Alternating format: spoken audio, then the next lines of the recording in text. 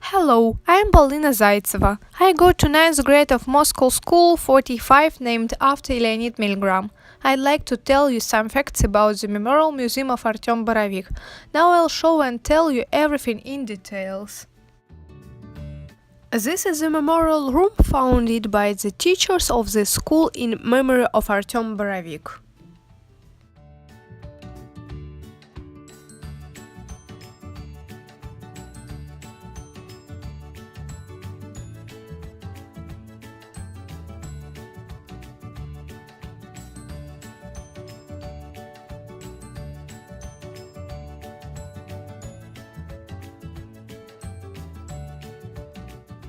Artyom Genrikhovich Borovik was born on September 13, 1960, into the family of well-known journalist, writer and political observer. From 1966 until 1972, he lived in New York together with his family.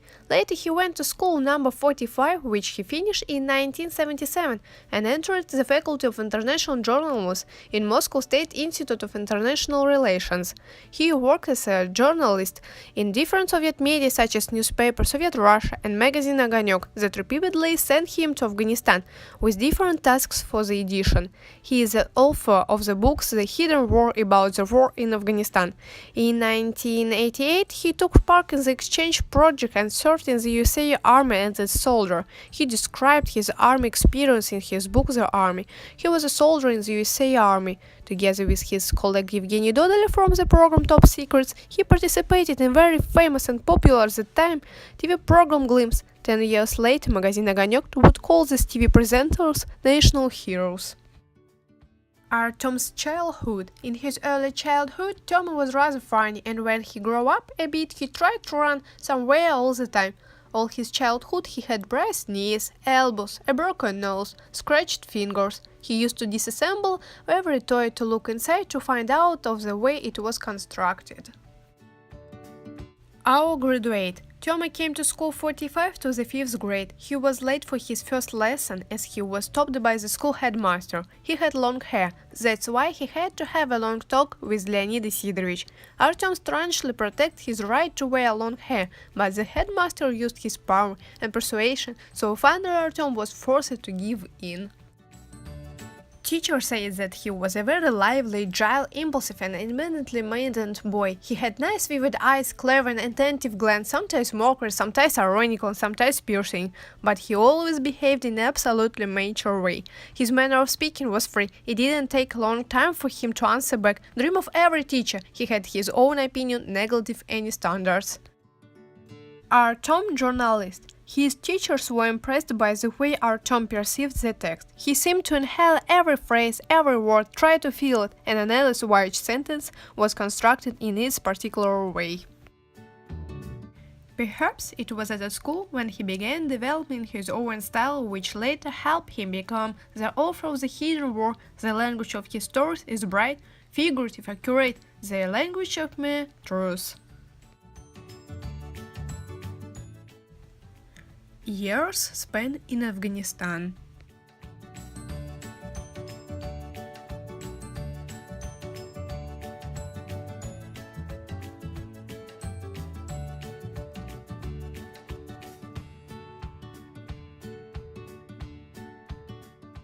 Honor, courage, skill of Artyom. From year to year, the award ceremony held by the charity foundation named after Artyom Borovik gets more professional and public significance. This event honors the talent, contribution, and civil responsibility of journalists, followers of Artyom. His achievements are not a matter of the past. Nowadays, they are still an example and a partner of true mastership together with solid citizenship for every generation. We are located near the cabinet of the director of our school, Mikhail Yakovlevich Schneider, and now he is going to tell us a little bit about Artyom.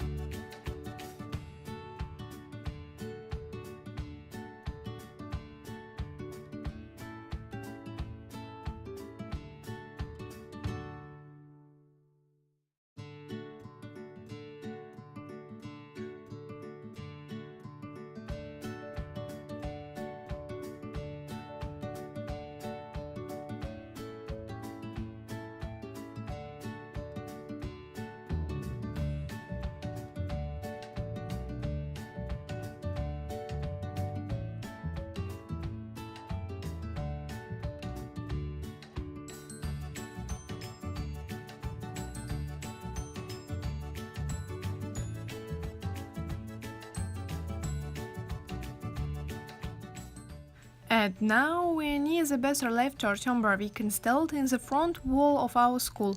On March 9, 2000, Artyom Borovik died in the air crash of Yak-40 on the way to Kiev from Moscow. Our school cherishes the memory of Artyom Borovik. Every year, our students lay red carnations at the school entrance to show that they know, remember and never forget him. They are proud of the fact that Artyom, future journalist, a man of his word, sat at the same desk, studied the same subjects as they do. Not so often such personalities as Artyom come to light.